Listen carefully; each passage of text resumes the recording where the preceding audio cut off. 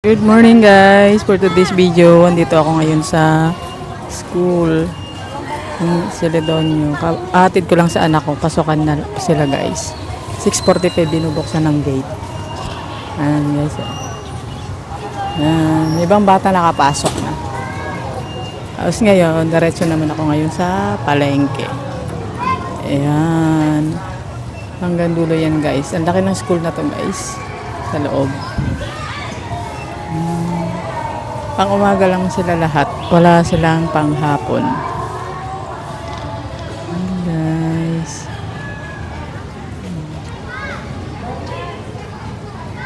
Secure sila dito guys. Kasi dito pagkalabasan, sarado yan. Walang dumadaan na sasakyan dito.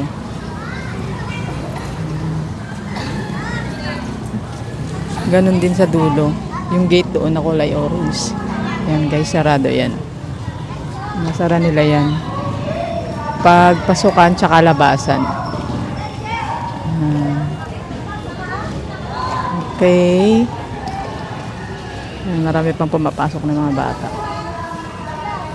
Buti kay uminto rin yung ulan. Kaninang mga alas 3 siguro yun.